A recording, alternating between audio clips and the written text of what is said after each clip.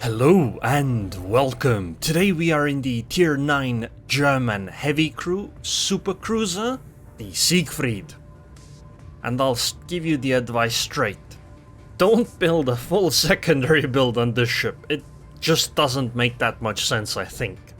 Because you will get matches like this one, and you'll see exactly why. So, the way I built this ship is I went full secondaries. I'll show the upgrades and commander skills in port later on as usual, but I went full secondaries. I even took the upgrade in the 6th slot that gives me better secondary reload. Which is a mistake, because the main batteries in this ship are decent. They're not amazing, but they're decent. Now, my thinking was that, hey, it's a cruiser and I can go full secondaries, isn't that amazing? Because she does have a 7.6 kilometer secondary range if you put the flag on. So you end up with 11.5 kilometer secondary range. And then you consider the fact that you can get your concealment down to 11.9 kilometers. And that actually sounds quite great, doesn't it?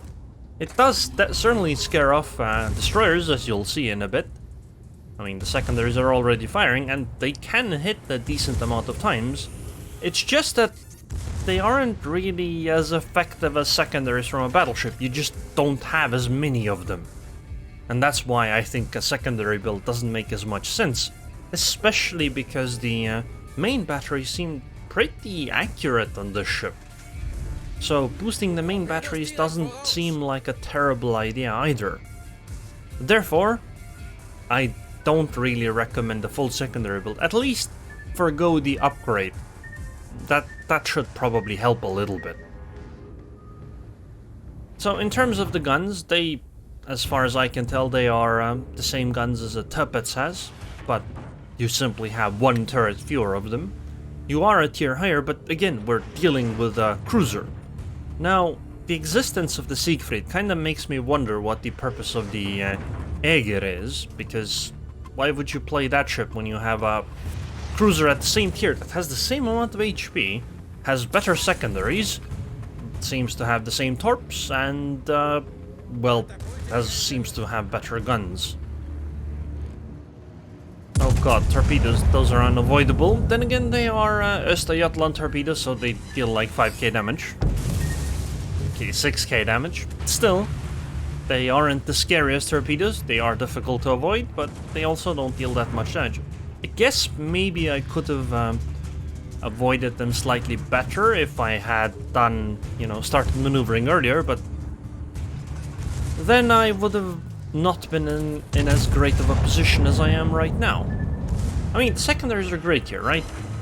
The problem is, I have hit 3 secondary hits so far, and I've fired them quite a few times by now. I do need to turn around because the Östergötland does have a fast torpedo reload. As you can see, there are torpedoes coming already. And these secondaries do not seem kind of enough to actually ward the enemy off. Now, because I am a full secondary build, I don't actually have expert marksman. As a result, the turret throwers does take a while. Also, I will grant you that if you go for the reload upgrade, it'll take even longer. Then again, you have to remember when playing the ship. You have to constantly tell yourself, you are in a cruiser, not a battleship. Because I find it quite hard to... I find this a hard concept to understand for me. Like, sure, I'll start the game in a cruiser and all of that, but when I actually play, it feels exactly like playing a maneuverable battleship. Really reminds me of playing the Gneisenau. And so... this is something you just have to think about it. Because right now, we're basically doing what a battleship does here. Of course, it helps that I have an actual battleship behind me, the Pommern, but still, I just pushed really hard, the enemies turned away and started running. It was pretty much what you would expect when playing a battleship here too. Now, what's the advantage of picking a Siegfried then instead of a battleship? Well, I would say there isn't that much of an advantage, other than the fact that matchmaking will put you against a cruiser. So, since the teams tend to be equal in terms of the ship classes and the ships, well, if your team gets a Siegfried, the enemy team gets a cruiser, maybe they'll get a Minotaur instead of you. And so, having a semi-battleship like this tends to be quite useful. Now, I do want to mention that the Siegfried does not have amazing frontal armor protection. Like, you'll still take a lot of damage. You're not the same as a battleship. And you can also be citadel from the side, or at least dealt a lot of damage from the side. Which does mean that you can't pretend you're a German battleship quite well.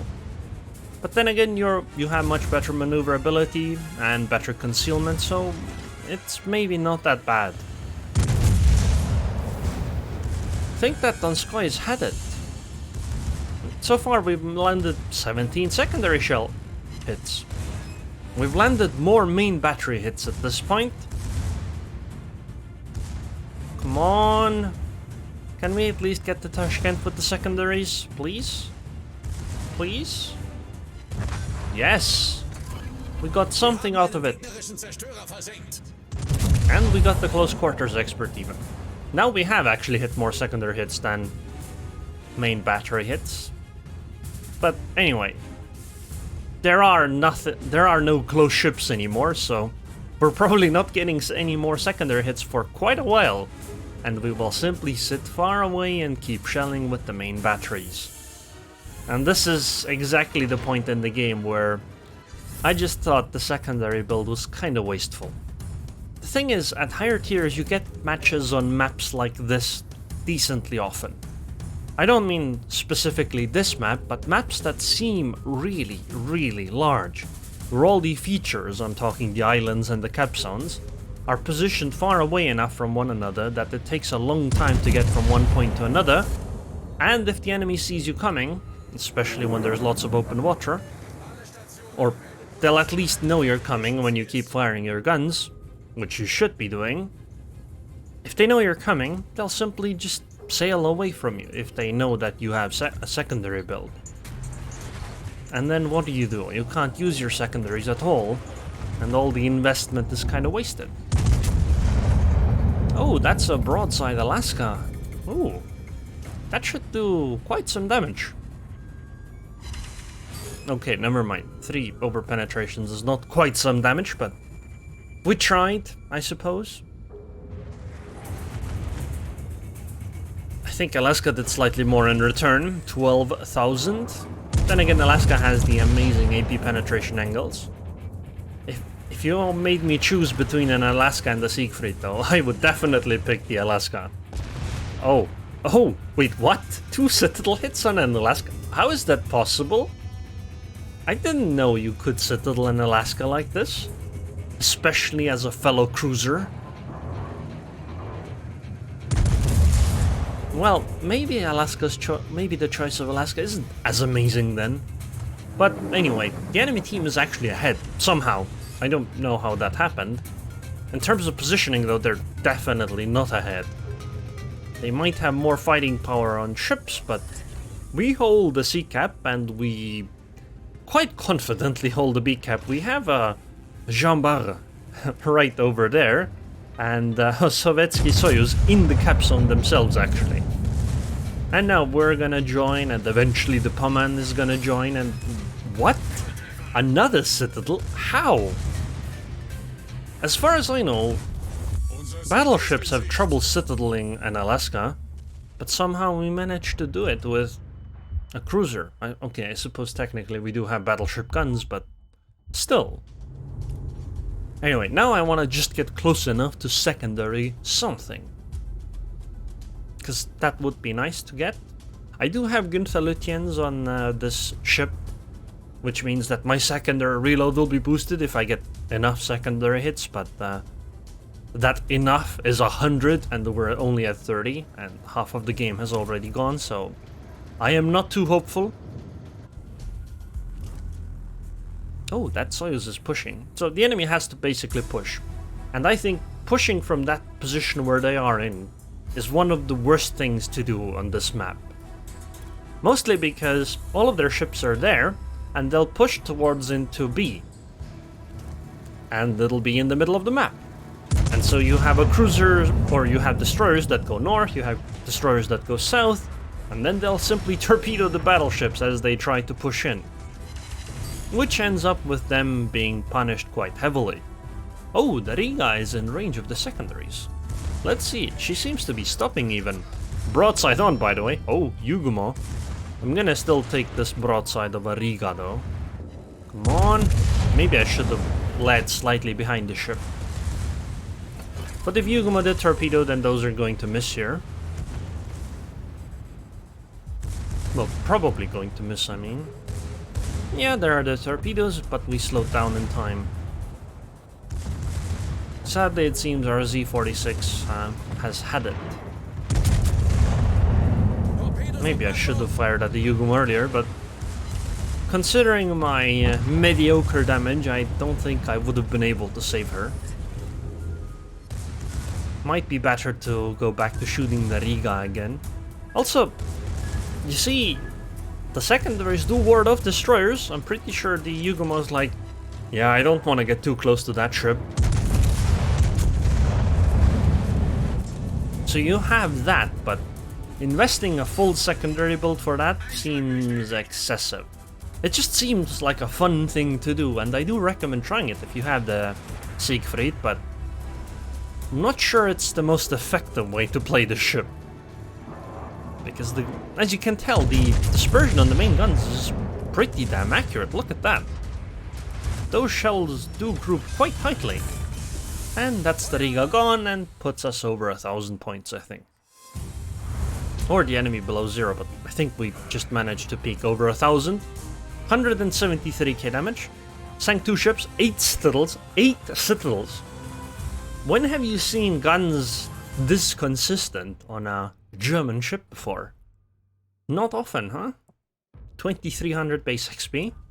I'm gonna compliment that Z46. He definitely pushed along with me and definitely helped us. The Pommen that stayed at the back got basically no reward for doing so, which makes sense. And overall, I'm quite satisfied with the match, but you can see here, right? 1.9 million potential damage. We're basically playing a battleship. We got hit by basically the entire enemy team. Okay, maybe not quite, but 9 of them. But the secondaries only did 12,000 damage. Okay, you can add the 2k fire damage, but we're still talking less than 15k. The main batteries did 160k damage in return. Like, it's not a good choice. Go away, pop-ups. Go away. So here's the upgrades and commander skills. Commander skills first. So I went with Priority Target, Adrenaline Rush, Superintendent, Concealment Expert, obviously, then Advanced Firing Training, then Manual Secondaries, and last, Preventative Maintenance. By the way, Manual Secondaries absolutely works here. However, it's not recommended because you're dealing with a cruiser. So upgrades wise, I went for the secondary upgrade. I definitely recommend you swap this over to the main battery reload one. That's just better, I think. Then concealment upgrade, obviously. Then propulsion, because I really like propulsion nowadays. Then main or secondary range again.